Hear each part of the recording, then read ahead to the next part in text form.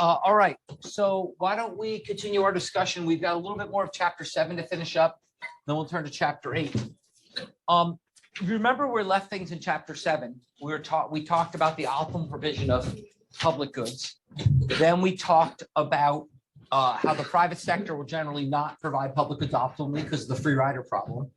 And we talked about the challenges the public sector faces in providing public goods. One challenge was the challenge of crowd out. The public sector would ideally like to benefit from some of the voluntary provision the private sector has. They'd like to supplement, not crowd out, the existing private provision. And it faced a number of challenges there we talked about. Then we talked about how the public sector chooses the proper mix of doing things itself versus relying on the private sector. We talked about a number of challenging examples we saw during COVID on this front. The third problem is the problem that we're going to address today, which is the boring sounding yet exciting in practice problem of measurement. Paul Samuelson was able to say, well, we should set the MC, the ratio of prices, the ratio of costs, equal to the sum of the marginal rates of substitution. And he could wipe his hand and publish a famous article and go on. But local governments have to actually measure these things. They have to actually measure what is marginal cost, what is benefits, how do we sum them up? And that's the field of cost benefit analysis, which we'll talk about today. Is actually implementing this sort of theoretical Samuelson rule in practice.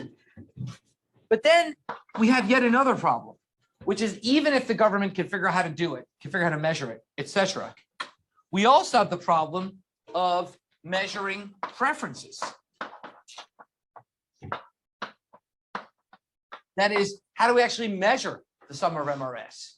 How do we actually figure out how many missiles people want, how many fireworks people want? And that leads us to the important field of political economy. Chapter 9, which we'll start next time, which is the field of how governments actually decide what to do when it comes to making public goods decisions. How do they actually decide what level of public goods to implement? And so these are the sort of big problems. The next 2 chapters about 2 of the big problems governments face. Today, we'll talk about the problem of measurement. And next time, we'll talk about the problem of essentially preference representation. How do we actually represent the preference of society in a useful way that lets us make decisions over public goods? Okay? But today, we're going to move on to cost-benefit analysis. Oh, our music announcement today, you all know Panic at the Disco. I'm sure, I hope so. It's probably an important part of your youth. I consider them one of the top pop bands of the 21st century. I think they're terrific. They're playing TD Garden next Wednesday night. They've got a new album, Viva Las Vengeance, which is pretty good, a little more stripped down than their past work. It's quite good. So I suggest you check that out and get yourself a ticket and go to the show. It's really him now. The whole band's gone except for him, but he puts on an incredible show. It's really great. Okay, so let's turn to chapter 8 and cost benefit analysis.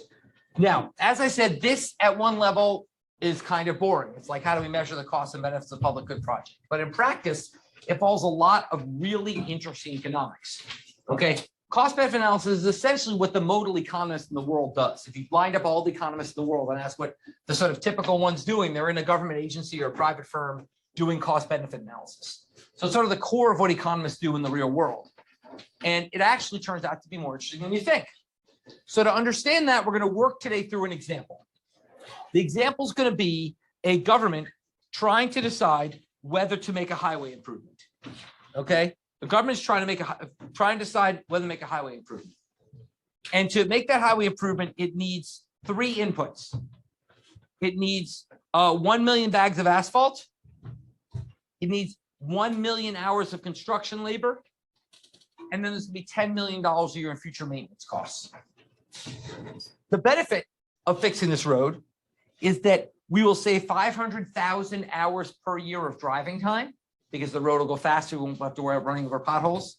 And there's going to be 5 fewer fatalities a year from the road being safer. So in some sense, this is the cost and the benefits. Okay, Paul Samuelson would say we're done. We've got the cost and benefits. But in fact, you're in charge of implementing it, and you need to go further than that. You need to say, how do I actually measure these things to decide if the benefits exceed the costs? So let's start with the simplest part of the problem, which is measuring current costs. So let's take, for example, like the asphalt. Okay. Now, the typical way that accountants would do this would be to take a cash flow view of these costs, which is, well, if there's 1 million bags of asphalt and they cost $100 each, then the cost is $100 million. Okay, that was easy. But that's not what economists do, because we're smarter than accountants. We say what really matters is not the cash flow cost of the asphalt, but the opportunity cost. The opportunity cost of the goods that are used in construction.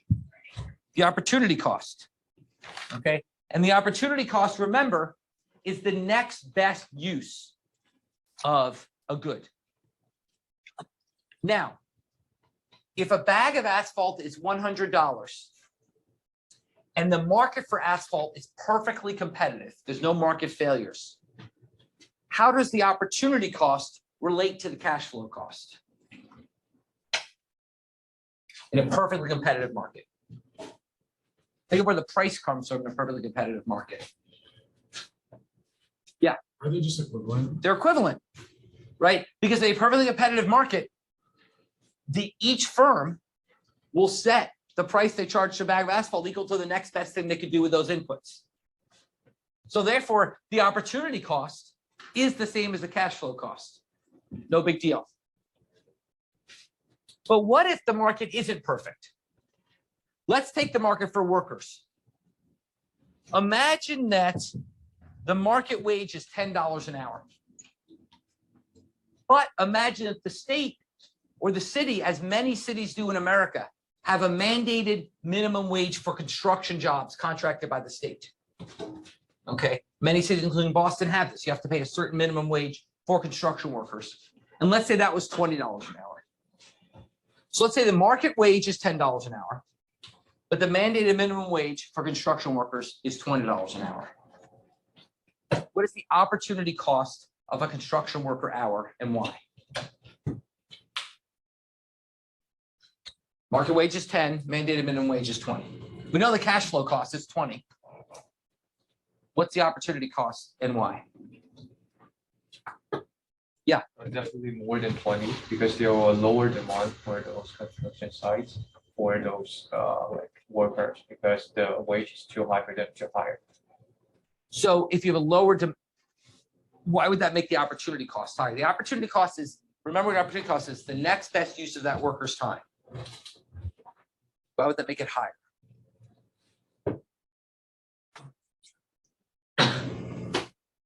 I mean, I'm asking, I'm just curious. Why do you think, explain to me your logic for why that would be, make it higher? Why the next best use of the worker's time be more than $20 an hour? You mean the opportunity cost is for the worker itself, yes. Not for the society? Yes, the opportunity. Well, it's for society either way. It's the opportunity cost of using that worker on this job is what?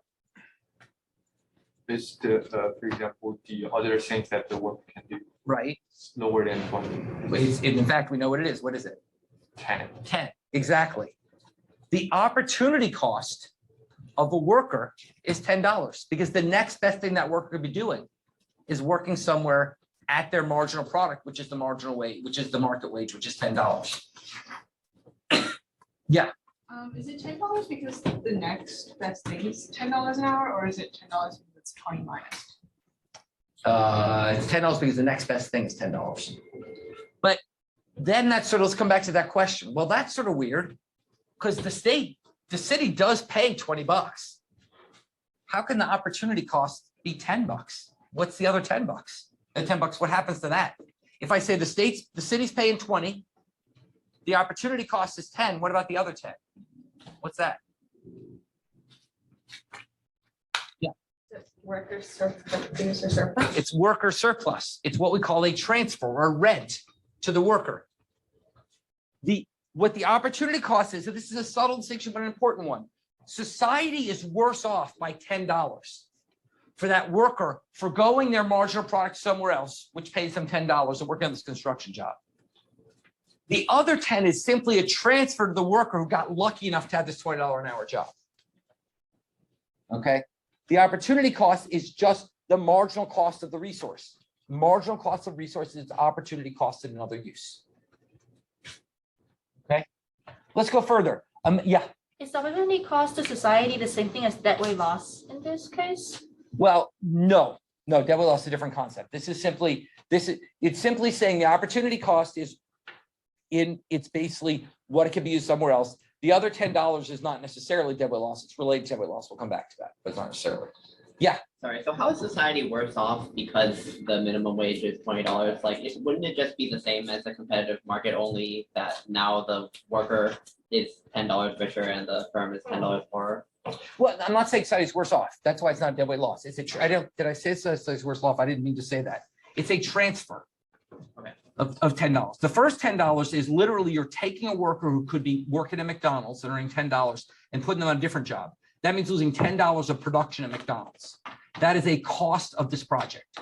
Every worker I pull out of McDonald's and put in this project, I'm losing $10 worth of McDonald's production. Oh, That is a cost.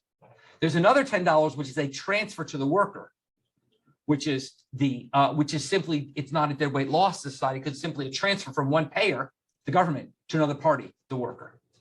okay. The deadweight loss arises because the government has to raise the money through taxation. That's where the loss comes from. But the payment itself doesn't cost a deadweight loss. Oh, okay. This is a hard concept. Other questions?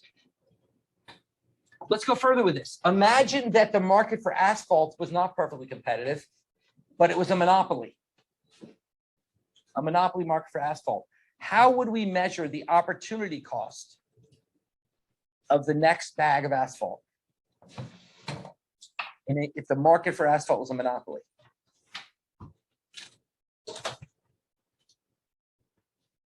And let's say we could measure, we had engineering data on the asphalt market.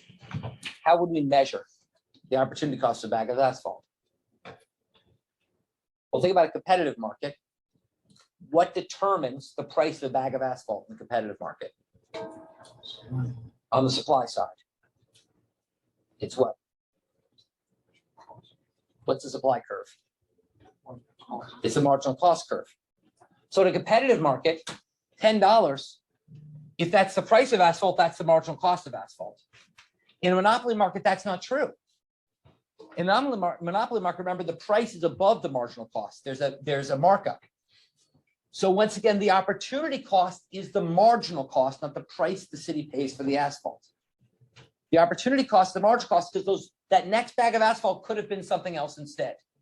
And the cost of making the bag of asphalt is what it costs society to use asphalt on the road, which is the cost at life spot opportunity cost. By putting that bag of asphalt, dumping it on the road, where you're not taking that bag of inputs and making something else with it, which is costing society the $10 marginal cost. The rest is a transfer to the monopolist. So once again, in a competitive market, these are equivalent. But once you're in a non-competitive market, they're no longer equivalent. There's an efficiency cost and a transfer component.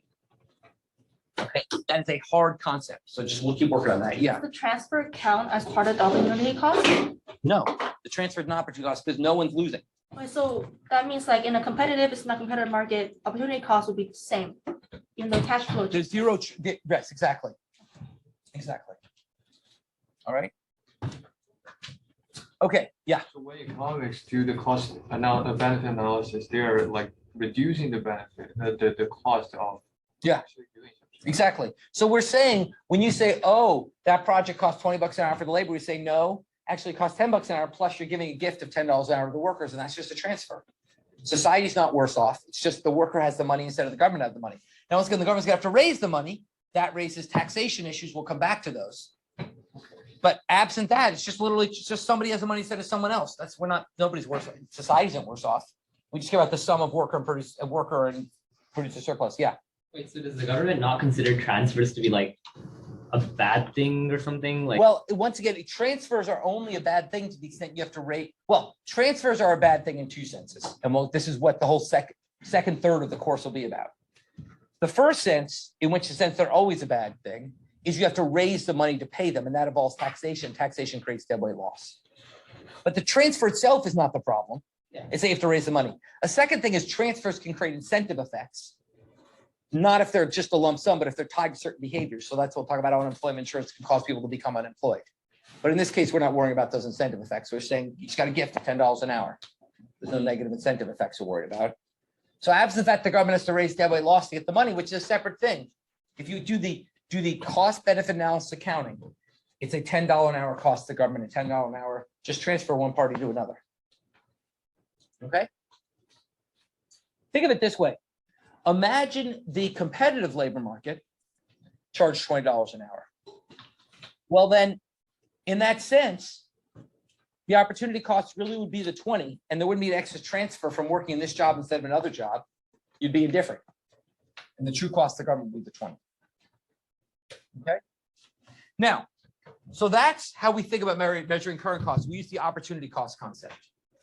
What about measuring future costs? I also said there's a $10 million cost going to the future. Well, here, you haven't gone through, we didn't do chapter 4 yet, did we? In section? We haven't gone through chapter 4 yet, but you guys remember from 1401, the concept of present discounted value. The fact that money tomorrow is worth less than money today. Okay, we'll go through it in chapter 4. If it's not familiar for you, go back and read through it in chapter 4. Money tomorrow is worth less than money today. Okay? Because of that, the $10 million each year in the future, the more in the future is, the less it effectively costs us from today's perspective. In particular, future cash flows are discounted at the interest rate R. The opportunity cost of spending that money is lower in the future because that money's it's worth less in the future because we are earning interest on the money we have today. I would much rather have a $10 million obligation 10 years from now than I would have a $10 million obligation today. Because that $10 million obligation 10 years from now, I could fund by putting away less than $10 million today and letting it earn interest. Yeah. We're not actually going to cover chapter 4 recitation. It's not on the schedule. So Okay. review Okay. chapter 4. Yeah. So you should review that on your own. That's all. Good point. You should review that on your own. But should be, we learned this in 1401. So hopefully it's familiar. Okay. So then the question becomes, well, what are to use? Well, what would the concept of opportunity cost tell us? The government's trying to decide how to discount the future costs it has of maintaining the road. Yeah. This is the next best thing. The next best thing. What's the next best use of money? The government's not going to use it. The private sector is going to use it. So it would be Interest rate. the interest rate, the private sector discount rate, whatever the private sector would do with that money instead.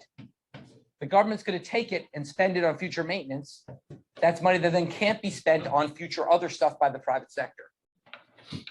So we'd say the private sector interest rate is the discount rate the government should use, with one exception. With one exception. When the private sector thinks about its discount rate, it says, well, if I use this money, invest today, and let's say I make 10% of the money tomorrow, okay? But that 10% tomorrow gets taxed. So private sector uses the after-tax discount rate, the after-tax discount rate. It should care about what it makes in interest, net the taxes it has to pay. So if it's a 50% tax rate and a 10% interest rate, then the government then the private sector has effectively a 5% discount rate. The government, however, doesn't care about this. Why? Because the government gets the taxes. So it doesn't care about after tax. It just cares about the total opportunity cost. So the government should not use an after-tax discount rate. It should use a before-tax discount rate. And the government currently uses a discount rate of about 7%. I don't know, actually, I looked up recently since, this is a couple of years ago, used their discount rate of 7%, which is the sort of long-run after-tax rate of return to capital in the US. Yeah. If the government invests in some stocks and they get a profit, do they not get taxed on their own stocks? Government doesn't invest in stocks. So that's easy to answer. Yeah. Question? No? Okay. So if we go to table 8.2, here's what we've learned so far. We've learned that the asphalt, let's assume the asphalt market is competitive at $100 a bag. Well, the opportunity cost is $100 million then. The labor only has an opportunity cost of $10 an hour, plus another $10 an hour transfer. But the opportunity cost is $10 an hour, so that's $10 million. And then maintenance, we do $10 million a year at a 7% discount rate. Discounted into the future, that's 143 million. Remember our tricky rule that if you discount the infinite future, then future value is present value over the interest rate. Use the Tontine rule. Okay, you can just divide by the interest rate for an infinite stream of payments. Okay, so that gets $143 million. So the first year costs $110 million and the total cost over time is $253 million. Okay, question about where that came from. Clarify where the 143 come from? Like, do we know how? Oh, many that's, years? it's $10 million because you don't need to, as long as it's a large enough number of years, just divide 10 by 0.07. Okay. Now, let's go to the more fun part. That's kind of interesting, but interesting, annoying, it's in the eye of the beholder. Let's go to the more fun part, which is unambiguously interesting, which is the benefit side. Now we have to talk about, well, how do we measure the value of things like saving time or saving lives? And this is where it gets really interesting. Okay, so let's talk about saving time. Okay, when we think about something like saving time, there's 3 different approaches to measuring what it's worth to people to save an hour. The first approach is what we call the market-based approach. Use a market signal. In this case, the wage. Say, look, if they're saving an hour, they could have been working that hour.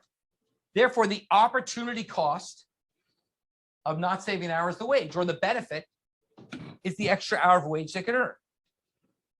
Okay. Now, that's subject to a number of criticisms. The first criticism you might say is, well, that's ridiculous. Much of people's life is spent in leisure. People only work 40 hours a week. That leaves 148 hours a week of leisure. Okay. So we can't use the wage. Now, in a perfect labor market model, how would you answer that? In a model with perfectly functioning labor markets, perfectly flexible and functioning labor markets, if someone said to you, you can't use the wage because that's not the value of leisure, how would you answer that? Yeah. In the demand curve, it has already taken into account the utility curve of the labor.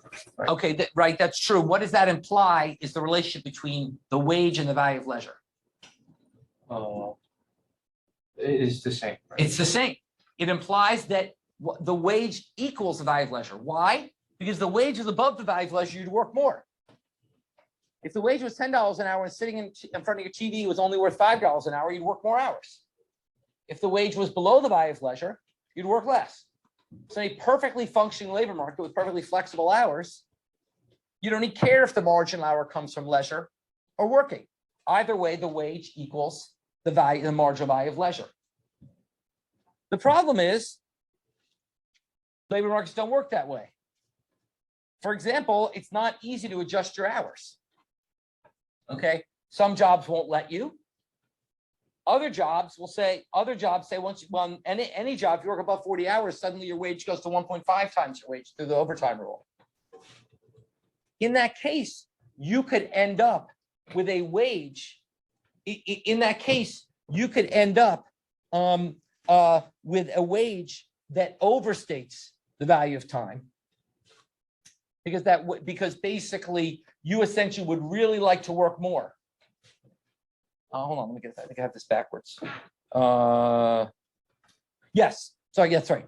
In that case, if you would, let's say, take the simple case, you'd like to work more than 40. At 40 hours a week, your wage is above your value of leisure, but your boss won't let you work more than 40 hours a week. In that case, your wage overstates the value of leisure. So by using your wage, we're overstating effectively the value of time. Because we're using a wage which isn't equal to your value of leisure, it's above your value of leisure because you can't work as much as you want. That's one kind of bias. Think about another kind of bias, which is my total compensation from MIT is about 70% wages, 75% wages, about 25% other stuff, health insurance, life insurance, college tuition benefits for my kids, etc. In that case, my wage does not measure my compensation. So my wage is below my value of leisure because my value of leisure is equal to my compensation, not my wage. So that means my wage understates the value of leisure because I'm not accounting for all the other compensation that I get for working.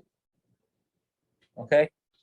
So the wage is a very mixed measure. It's sort of a natural starting point, but it has problems.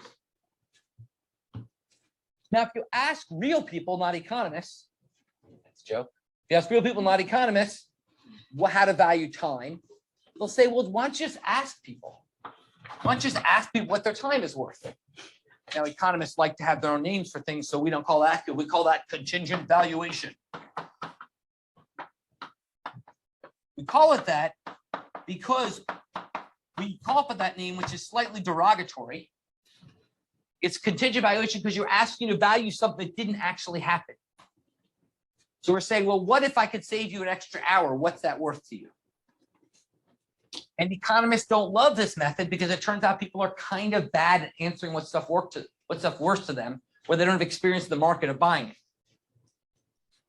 So for example, here's some examples. So if you ask people how much they're willing to pay to improve visibility at the Grand Canyon, and you ask them as the first question of survey, and then the same question as the third question of survey, when the question goes from first to third, the answer falls by a factor of 5. Okay. If you ask people how much they'd pay to save seals and whales in that order, they said that whales were worth slightly more than seals. But if you ask them how much to save whales and seals in reverse order, they say whales are like 3 times as valuable as seals. Okay. If you ask people how much they'll pay to save 5 birds, 10 birds, or 1,000,000 birds, they give you the same answer, total dollars. Okay. People do not give answers which existed with any formulation of utility functions we know how to write down. Okay. And I'm not mad at people. It's hard. It's hard to say what visibility Grand Canyon's worth. It's hard to say what saving a seal or a whale is worth. Okay. These are hard things, and that's why economists do not love the method of contingent evaluation. Now, sometimes it's the only game in town. Sometimes you have to do that. But generally, what economists like best is what we call revealed preference approaches. Revealed preference approaches, which is let the market tell you. The fundamental rule in economics is don't trust what people say, trust what they do. Revealed preference approaches let people's actions tell you what time is worth, rather than asking them what it's worth. So can anyone think of how you could let people's actions tell you what their time is worth? Yeah. Toll bridge with another route that you should go. Right. Imagine you had a toll bridge, a way to get to work where there's a toll. And there's another route that doesn't have the toll, and they continuously varied the toll, right? Because all you can do is bound it. If there's one toll, you can't tell. So let's say they have a toll of $5. Some people take each route. Well, you know, if people take it, it's worth at least $5. If you don't take it, it's worth less than $5. But you don't really know the true demand for time. But if you could vary the toll $1, $2, $3 randomly, you could actually trace out a demand curve for time, right? Okay, that's one example. What are other examples? Yeah. Like Uber, probably, that you can change the price slightly and how people use. Right, so you can see how much more people, what Uber could do the same thing, how much more people will pay to have an Uber come quickly. Okay, what else? Any other ideas?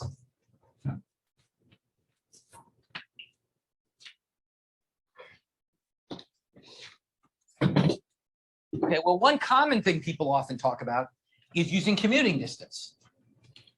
Okay, if you look at if people really, really hate commuting, in fact, there's a wonderful study by the late economist Alan Gruber and the Nobel Prize winner Dan Kahneman, where they measure people's happiness by literally having like a clicker on your belt. And every 15 minutes, you click like on a scale of 1 to 10 how happy you were.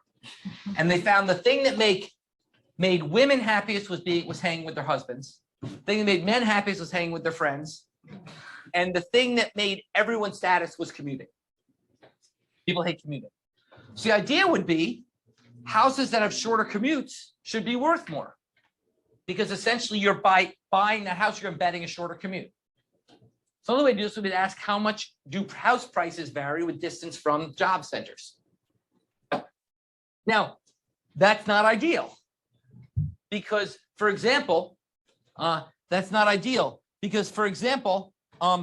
close to Boston often have house prices lower than towns farther away because the houses are crappy.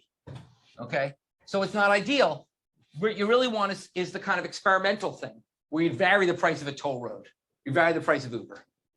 And the problem is it's hard to get those experiments in the real world. Okay, but there's a great example where someone did. What am I really, just a fantastic study. Okay. So what they did was they looked at the oil crisis of the 1970s. Some of you have been reading about this as our oil prices have gone up. In the 1970s, we had a huge spike in the price of oil for the first time in our history. Gas had been incredibly cheap till that point. And OPEC was formed, and there was a huge spike in the price of oil. Okay. And people were upset. And so the government, as a result, capped the price of gas. They capped the price of gas, but only at chain gas stations. So at all the Shells and Mobiles, it was capped, but at Joe's Gas, it was not. Okay. What happened was when they capped the price of gas, what happened to the gas stations? There were lines. Gas was now cheap relative to how people valued it, so there started to be lines. So what the authors observed was at gas stations where the price was capped, there were lines. At gas prices where the price was uncapped, there were not. So they said we can estimate the value of time by looking at how much money people save by waiting in line versus how much time they have to wait in line. So what they did is they said, okay, the gas stations that were capped charge you 54 cents less per gallon. That's a lot back then.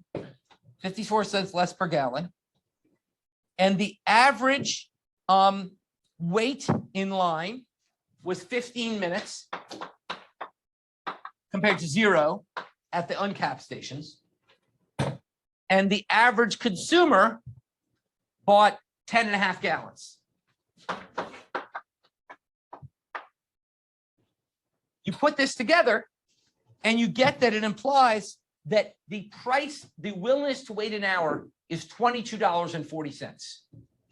People are essentially willing to pay $22.40 to avoid waiting an hour. Okay, because they had to pay 54 cents more on 10.5 gallons to save 15 minutes. So that implies about $22.50 an hour. Here's what's quite striking about that, is that is almost exactly the median wage in the US economy. Pretty amazing. It's like 24 is the median wage. They also ran an experiment with Lyft, as was suggested here. Lyft actually ran an experiment. They varied the amount individuals had to pay to wait for rides, and they got about 20 bucks an hour, a little bit lower, but in the same range. So these studies look like kind of the wage approach is not terrible. Okay, you get estimates that are sort of in the same range that you get from the wage approach. Yeah. So in the quantity part of the table, 500,000 hours a year, if a person like every day saves like a minute, can you really add that up? Does it really work like that? Well, that is an excellent question, which is, what's the scalability of this? Now, in some sense, this study really is about minutes. So this study is and the Uber and the Lyft study was varying minutes. So that is scalable, right? In some sense, if you're thinking about it, and wages are sort of per hour. So it's all sort of in pretty similar units. Minutes, hours are sort of similar units. What becomes much a bigger issue is in valuing life. I'll come to that next. Let me ask more questions about valuing time and how that works in these three approaches. Okay, so now let's go to the harder and most fun issue we'll talk about today, which is valuing life. If you ever want to lose friends at a party and bore people at a party, start talking about how much life is worth. People say, well, life's priceless. What kind of loser are you that you're trying to put a price on life? To which you can respond, well, that's not true. Life is not priceless. There's a price for everything. Okay. And we have to put a price on life because we have to make decisions that involve trading off dollars against saving lives. So for example, a great example was in 1993, GM was, I love the story, they had to recall about 5 million pickup trucks that had been manufactured over the last 15 years. The reason was because, I swear to God, the gas tank was mounted on the outside of the car. So it turns out if someone hits you, you explode. Oh. Okay, sad, but true. It took them 15 years to figure out this was a bad idea. Okay, and basically they recalled those cars. About 150 people died from this hazard, amazingly few actually, and they had to recall the trucks. They that truck would have cost $1 billion and saved 32 more lives because no one's using these trucks anymore. So like the recall wouldn't have actually saved that many lives. 32 lives still matter. So 32 people and their families. Would have cost $1 billion and saved 32 lives. 1 billion over 32 is 31,250,000 per life. Okay, so would have spent about 31,250,000 per life. How did they just get 32 lives? Oh, that's a great question. And that's engineering study. They just said, look, here's the risk. I'm sure they did more complicated, but honestly, they probably could have just done this. Here's the rate of death per use per mile driven by these kinds of trucks on the road. Miles driven are falling. Let's add that up over the foreseeable future. We get 32 lives. Okay. That's actually not hard. It's context, the kind of engineering you have to do here. Okay. Now, GM said, wait a second. How about instead of this recall, we do the following? We provide $50 million to support education programs about drunk driving and seatbelt use, and buy 200,000 child safety seats for low-income families. This would save at least 50 lives and will cost us $50 million. So it would be $1 million per life saved, not $31 million. How about we do that instead? Now, of course, people went nuts. How dare you let GM off the hook like this and stuff? They have to recall the cars. But in fact, that's a bad decision, right? You might say, well, let's make them pay the entire billion. But it's silly to make them do it in recalling these cars. If for $1 billion, you could save hundreds or thousands of lives in another way. So you have to value life, or you at least have to compare the value of life across different options. Okay. Let's talk about a recent example. Let's talk about COVID. There's no way to get around valuing life when thinking about how we handle COVID. Now, sometimes there's no trade-off. Sometimes, for example, aggressive testing for COVID literally saved more money than it cost. There's no trade-off. Aggressive testing for COVID saved more money. But let's talk about things like shutting down economic activity in America. Was it worth it? Okay, many red state governors and other people believed it was not. Okay, the economy massively suffered. Okay, but lives were saved. So you can't, if you said, well, any life saved is worth an infinite amount, well, then we should still the economy shut today. Over 300 people a day are dying from COVID now. Okay, that's a 9/11 every 10 days. The economy's open and functioning like nothing's going wrong. So if life is truly priceless, why is the economy open now? Clearly, we don't believe that. We don't believe life's priceless. So the question is what is worth it? And there's actually been a number of studies which suggest that the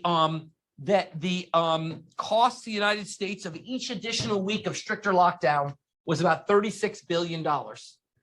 But the value of life saved, using the values I'll come to in a minute, was about $72 billion. That it was worth the lockdown, at least when we did it. Would it be worth it now? I don't know. That's a great question. I don't know if it's into the calculation now, but certainly when we locked down the economy, it was worth it. But so you can't avoid these questions, as ugly as they are. We have to value life. So the question is, how do we do that? Well, we have three approaches, just like with time. We have a market-based approach, a contingent valuation approach, and a real preference approach. Market-based is to still use the wage. Say, well, look, people's life is worth what they produce. Let's just add up the wages they would earn over the rest of their life. And if you look at most trials for wrongful death, that is the way punitive damages are assessed. It's the future wages the person could earn. Now, the problem with that is most of our time is not spent at work, particularly if you consider the person to be retired. Okay. If you look at people in America today, typical person will spend 20% of their life at work. Okay, not part of that's childhood, but even among adults, it's much less than half your life. So clearly, if we think labor markets work, you wouldn't want to just do their foregone wages, want to do foregone wages and value of leisure. So you want to sort of divide by the share of the life that we're going to work. But that's how you do it. You basically say, okay, we're going to look at sort of the value of what they'd work divided by the share of their life they're going to work. But that is a huge amount of problems. Doesn't account for what other people, doesn't account for what other people think. It doesn't account for all sorts of things that might involve value in your life besides working. Okay, so we don't love that, but that's at least the easiest one to do. The second is contingent valuation. You ask people. Talk about a hard question to answer. By the way, I'm sorry, what's your life worth? If you ask people, you get, now you can't ask people, that's a stupid question. But what you can do, coming back to this, you can say, what would you pay to lower the risk of dying by 1%? So that's your question about units. We can't ask you what's your life worth. It's worth every penny I have. But I can ask you, let's have an intervention which would lower your odds of dying by 1% or 0.1%. What would you pay for that? Then you scale that up, and that can give you a value of life. Now, is the scalability reasonable? I don't know, but it's probably the best thing you do. You can't really ask people what life is worth. But you can say, look, what are you worth to avoid death? What's it worth to you to avoid death? You can multiply that up. And when you do, you get the tightly estimated range of $1 million to $35 million as value of life. So once again, contingent valuation really doesn't work, especially in this context. It's too hard to answer. So instead, we rely on reveal preference approaches. How could we do that? How could we use market signals to value life? Yeah.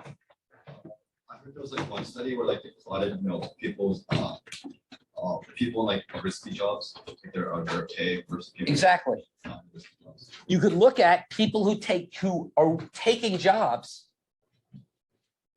which are more dangerous, presumably pay higher wages. And the higher wage you get for taking on that danger, we call the compensating differential.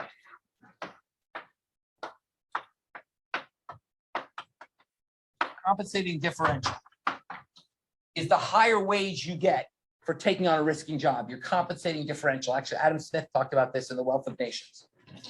The jobs have amenities. I have a really beautiful view out of my office, so presumably MIT can pay me a little less. Okay, if my job involved you guys throwing spears at me while I was lecturing, presumably MIT would have to pay me more. Okay, that'd be a compensating differential. Okay, and in theory, we use that to value life. We can say, look, if a job is 1% riskier and you have to pay people $100,000 more to take it, that means their life is worth $10 million. Okay, 100,000 over 0.01. So we can value life by looking at how much more you have to pay people take the job. Yeah. Wouldn't this also have a little discrepancy based on like the income range of like the person taking the job? Because like people who are poor might be more likely to take it. Let's come back to equity in a minute. Equity is a big red flag in all this. So I'm going to come back to that for a little while later. But there's other issues here too. Yeah. Like sometimes like people might enjoy the dangerous job, like astronauts are super dangerous. They get Okay, so the question is, people enjoy dangerous job. I want to come. Actually, let's focus on that problem now. We have a number of problems with this approach. Let's focus on this problem for a few minutes. Hold your questions on the other problems. Unless about this answer, or is it a different point? That's a different thing. Okay, so hold on to that for 1 minute. Let's talk about the fact that not everyone's the same. That could lead to a biased answer from this method for the value of life. So for example, suppose there's 10,000 people in society. 1,000 are risk loving. 9,000 are risk averse. And let's imagine that there is a risky job which requires less than 1,000 workers. What would be the bias that you would get from using the differential for that risky job to measure the value of life? How would that bias? That bias your value of life up or down, and why? If I looked at the compensating differential, yeah. You pass it down because the risk tolerance would take that job and they value their life less. Right, exactly. People who don't mind risk would take the job, and so you wouldn't have to pay them that much more to take it. Heck, if they like risk, you could pay them less. Okay, so the problem is you're not getting, if you look at the wage differential in a risky job, you're not getting the value of life for the average person. You're getting the value of life for the marginal person who's willing to take that job. So it's a lower bound on the value of life. So that's one problem with it. What are some other problems? There was an idea over here.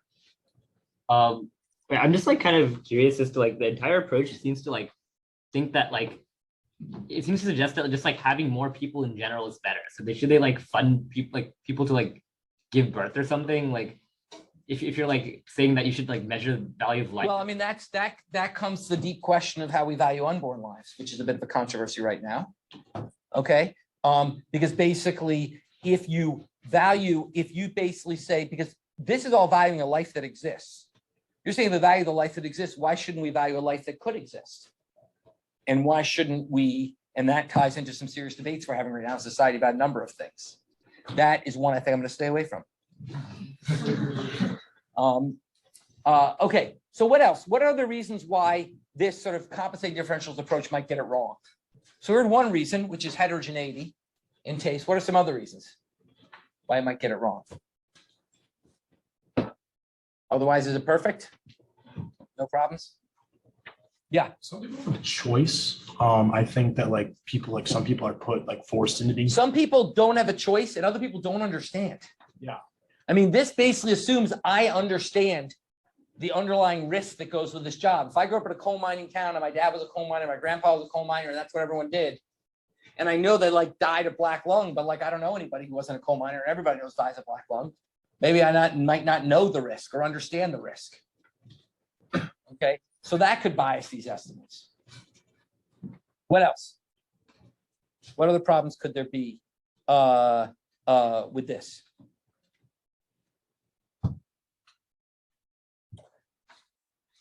Yeah. I guess people don't really have that intuitive a sense of probability. Like if some job gave them like a 0.1% chance of dying, and like another 1.2% chance of dying, someone might just think that's either way. Yeah, it's important. So the question is, people not have a good sense of probability. It's actually an important point in behavioral economics, which is that people don't think appropriately about trading off small risks and large risks. Basically, people overstate very small risks and understate very large risks.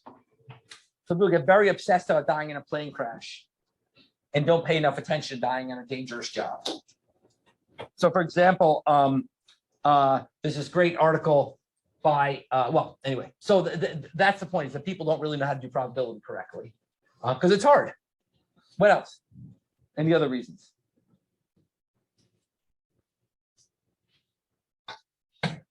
Well, let's take the coal miner job.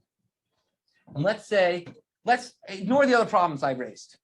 I'm going to tell you, you pay coal miners, I'm going to tell you a fact, that coal miners earn $10,000 more a year than the average worker. And there's a 1% chance they're going to die. So that means coal miners think their lives are worth $1 million. Yeah. Like it doesn't also include like diseases you can get that like lower your quality. Exactly. It doesn't include the fact that coal mining also might cause you to lose an arm or a leg. So then it overstates the value of life, because that $10,000 compensating not just for dying for losing their arm and their leg. So that's an upper bound. But what else? Yeah. Isn't there like also like an element of like how much you're actually producing? Like if for instance you have like two different jobs, both with like the same risk of dying, but like one of them produces something that's more valuable, like the wage is going to be higher. Well, that's right. But let me sort of put your question a different way, which is coal miners are not the average worker. If a coal miner is $10,000 more than the average worker, that's a much bigger coal miner differential than you think, because they are completely unskilled workers typically. They often don't have high education. They're skilled in what they do. But if they tried to go out and get another job, they would earn way less than the average wage. So you don't want to compare what the coal miner earns compared to the average wage. You want to compare what the coal miner earns relative to their opportunity cost, their next best wage, which would be much below the average wage, because your workers just simply don't have skills that translate to other arenas. So $10,000 understates.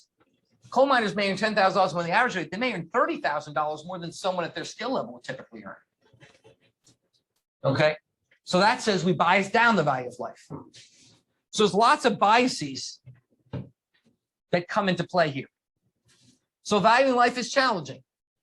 Okay, the wage approach has its problems. We don't trust people to answer, but real preference here is challenging because of all these various biases. Okay, so one thing we do to try to get around that, to try to shortcut these biases, is we say, well, look, we may not know what a life is worth, but we do know that the government currently spends money to save lives. So instead of asking what a life is worth, we can simply ask, can you save a life more cheaply than the government does now? And if so, it's then optimal to reallocate government spending.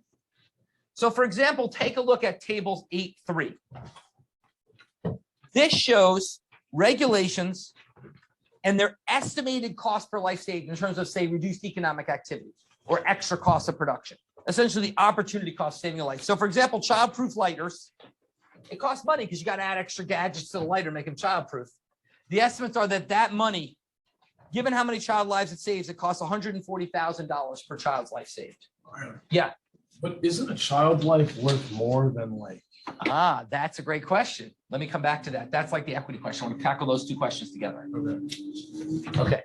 So that's where that comes from. But as you go up the list, stuff gets more expensive. Labeling food costs a lot of money, doesn't save that many lives. All the way up to regulating cattle feed because we're about mad cow disease.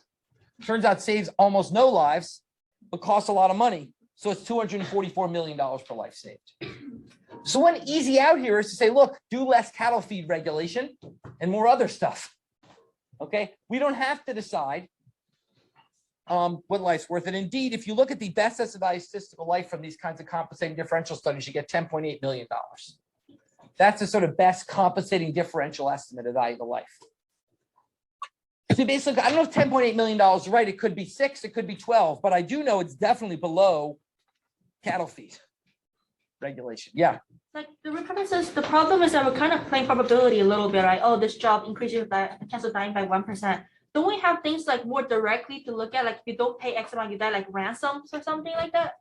Well, ransoms, that's a great question. The question is, couldn't we use direct market-based signals? Like, let's take a ransom. A ransom would suffer from this problem, which is poor people don't get kidnapped. So that would be sort of a bound on the value of a life of a rich person. It's also ransom kidnappers may not be optimizing the amount of money they can get because the chance they get caught, there's other things.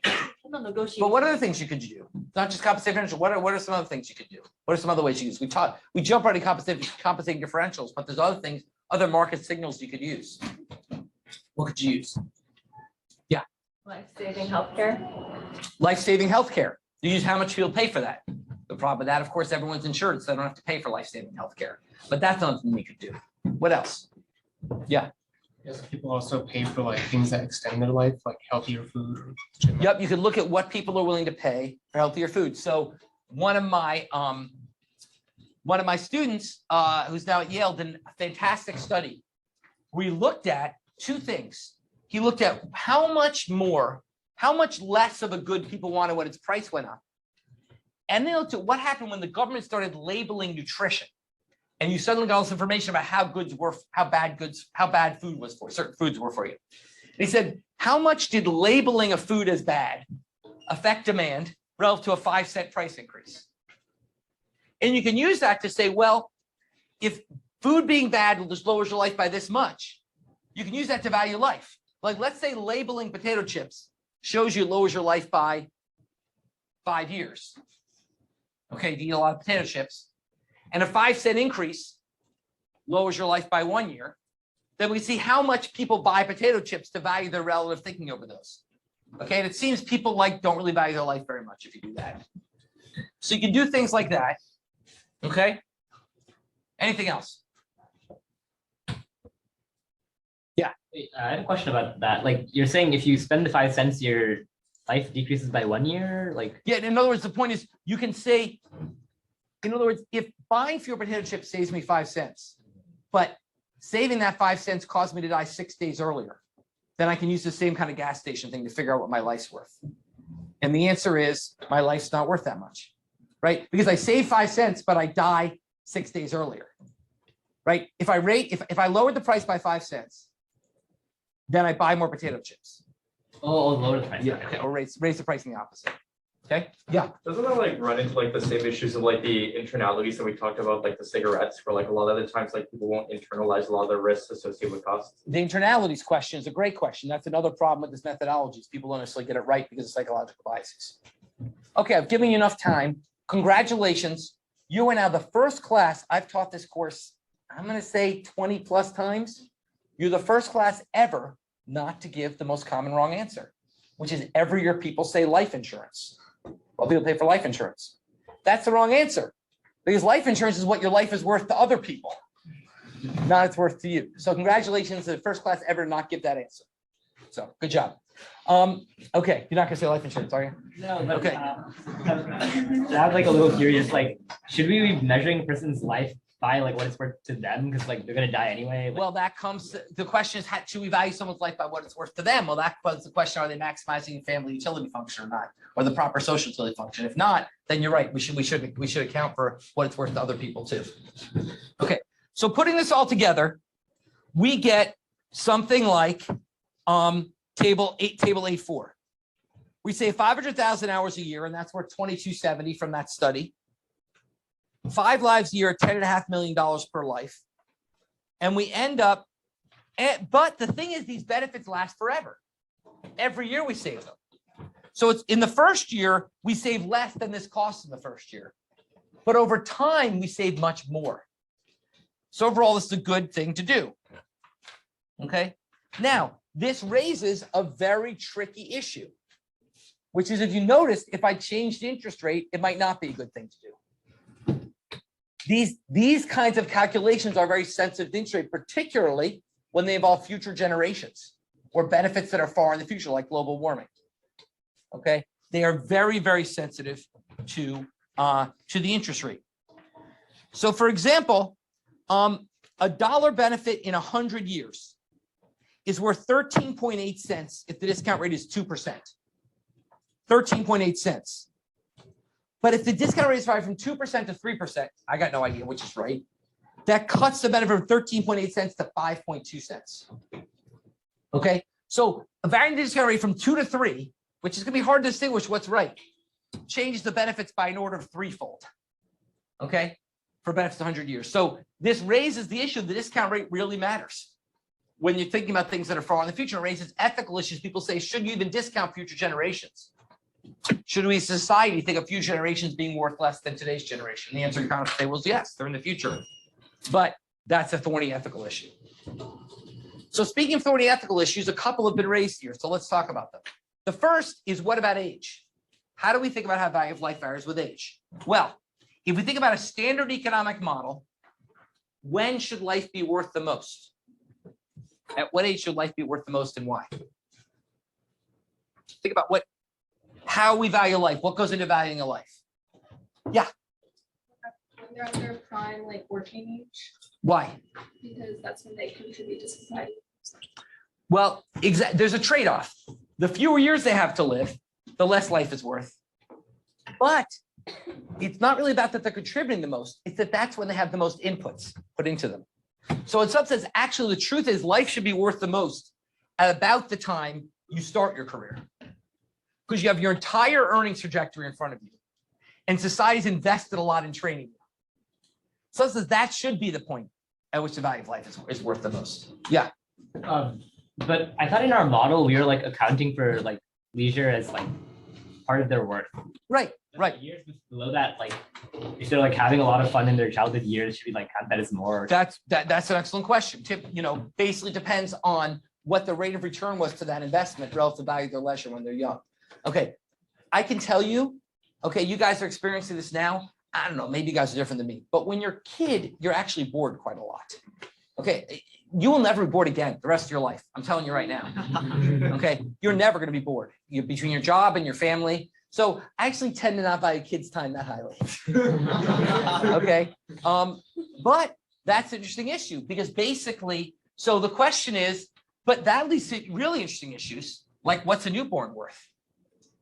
Okay, well, by that math, a newborn is not worth a whole lot. Now try telling that to a parent of a newborn that died. That'd be a pretty horrific thing. Hey, by the way, don't feel bad. I mean, that'd be a pretty awful thing to say, right? But by that math, it's true.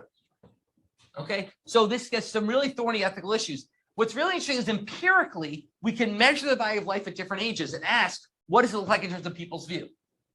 The answer is the value of life peaks at about 50, which is kind of like prime earning, like this person said. So it goes up to about 50 as we expect, but then doesn't come back down. 90-year-olds think their life is still worth a ton. So what's interesting is that people their views on the way up are consistent with economic theory. But once they get to about 50, they think that, I don't think that they're gonna live forever or what it is. Or they just think they're so valuable at 90 in terms of what they had, the advice they have to offer us young whippersnappers. I don't know what it is, but it is interesting to note that empirically. Okay, so that's one concern. Yeah. So, for when we're talking about like for like future generations, you have to like, or we sort of think about like discounting them because they're in the future. When thinking about like the value of someone's life, like if you ask them like, or if you do things that are like, if you like, would you save this amount of money if it takes this many years off your life or something? Like, do you have to also discount like how far in the future their life will? Yes, absolutely. It's a great question. Well, that's actually back up. In theory, you should, but the fact I just said, if we believe in reveal preference, people just said they shouldn't discount because they think their life is worth just as much. So yes, in theory, we should, but if we want to believe what people tell us, then we shouldn't, because they say their life's worth just as much as 90 is 50. So we shouldn't discount it. So economic models would say we should, but empirical evidence would say we should. Great question. Okay. So that's one issue. The other issue that gets really thorny is income distribution. By any of these methods, rich people have a higher value of life than poor people. They have higher wages. They'll answer higher questions what life's worth, and certainly you'll have to pay a rich person more to do a risky activity than a poor person. Okay, how do we feel about that? Let me give a simple example. Let's think about the decision of whether people in the US should have gotten a third shot for COVID versus people in poor countries getting their first. The estimates are that we could have saved about 10 lives in, say, India for every one life saved in America by using those shots in India rather than America. Now there's plenty of shots everywhere, but at the time shots were constrained. Okay, about 10 lives. If you do compensating differential studies, they say the value of a life in India is about 1/10 value in the US. It's a really poor country. The per capita income is about 1/10 ours, so it's not surprising. How do we think about that? I mean, if you do in a standard economic way, you say, well, it's a pretty neutral decision. Save 10 as my lives, but each life's worth 1/10. That gets kind of hard to say out loud, right? It's kind of hard to say that someone's life in India is really worth 1/10 of what a life in America is worth. And so this actually gets these distributional issues start to get very, very tricky. Okay. And it's not even as tricky as thinking about values of life. Think about construction projects that go through poor neighborhoods versus rich neighborhoods. If you measure economic value delivered by a construction project, well, on the one hand, it's delivering less value to a poor neighborhood because there's less money to spend there. On the other hand, the disruption's less because we don't care as much if their lives are upended because their times aren't worth as much. So it's really, really difficult distributional issues. Now, in principle, those are solvable, which is you just account for distribution. You put distributional weights on the data to account for that. Or you, for example, just ignore, use an average value of a life or an average value of time. You don't allow it to vary by things like income. But, that ends up having some extreme examples. They have extreme implications. Do we really think that a life is worth the same everywhere? Is it worth the same? Do we want to, for example, trust people's answers to say 9-year-old's life is the same as worth the same as 50 years old's life? Okay. So these are really, really difficult, thorny ethical issues that come up in this kind of math. And that's why it's fun. Okay. Now, there's some other issues that come together.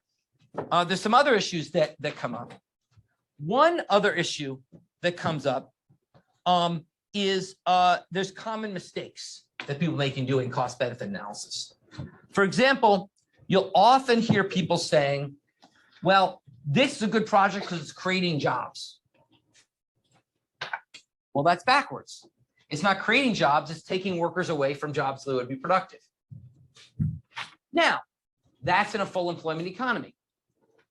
In an economy with extra workers, then the question is, once again, if you're in an economy where the market wage is above the value of time, then there would be a transfer to workers. It wouldn't raise efficiency, but it would give a transfer to workers you might want to help. So in a slack economy, the opportunity cost measurement wouldn't change, but maybe we're more okay with the transfer because there are people in need to help. We shouldn't call it a benefit. We should just call it a transfer. We should compare that to other transfers. So we could ask ourselves, for example, should we create jobs on a project or take the money we spent in that project and give it to people in a UBI or an unemployment insurance? That's the kind of question we want to ask. Okay, you shouldn't just think, well, it's a bad time in the economy, we should do this. You've got to consider the alternatives. The other problem that people make is they'll say, well, a real benefit of this road is that there's going to be increased economic activity along the road. We'll fix the road and businesses along the road will do better. Why is that a mistake to count at least all of those? So let's say business along that road, their sales will increase by $1 million. So we should add $1 million to the value. Why is that a mistake? Yeah. That be taking business away from where those people were doing business before. Exactly, because the problem is that that's not $1 million of new productivity or connectivity. It's at least some of it could be taken from other locations. Now, some of it might be new. It might be I wouldn't have spent that money otherwise. And now I'll get to spend it on because it's closer to home. But certainly not all that we do. Some will be taken from other places. So that's another common mistake people make. Another mistake people make is they double count benefits. They'll say, well, this highway will be really valuable because it'll raise house prices in the area. Why is that a mistake? It'll be quicker commute. So house prices will go up and that's a benefit too. Why should we not count that? Why should we not count the fact that house prices go up because yeah. People that get the faster commute have to pay for the houses that are. Yeah, we're double counting. You already got the benefit. We already counted the time saved. That's just a measure of the time saved. It's not an extra benefit. It's just already in the value of the house. They saved the time. So those are the kind of mistakes people make and the challenges you face in trying to do cost benefit analysis. Okay. So I hope I've convinced you that this is not just a boring topic. One thing I love about this topic is actually a number of people participate who haven't participated yet this semester, which I love. I'd love to see if I can get more people involved in discussions. That's a good sign to me. It's an interesting topic. And it raises a number of really interesting questions that go beyond measurement and really lead to are important, A, for government policy for thinking about, what the government should do in certain circumstances, but B, also for thinking about empirical work. When we think about empirical work in economics, a lot of what we're doing is exactly the exercise we did today of saying, well, you're estimating the effect of X on Y. What are the other things you're missing? What are the biases? So we said we're getting the effect of risky jobs on wage you have to pay. What are the biases we're missing? We're missing the fact that it's not the same workers. We're missing the fact people can't do probability. We're missing a lot of facts. That's how you think about empirical work. You try to think about what are, once again, our gold standard in chapter 3 is the true randomized experiment. That's why the LIF random experiment, that's easy. Okay. But absent randomized experiment, we have to ask ourselves, how closely is that approximating it? Okay. And what problems might arise if we try to approximate the random experiment through this kind of other methodologies. Okay, so it's also a good lesson to think about empirical work. Okay, it's a little bit early, but I don't want to dive into chapter 9 yet. So why don't we stop here? And we will start on chapter 9 on Monday. No section on Friday. Remember, your problem set is due a week from Friday. Thanks.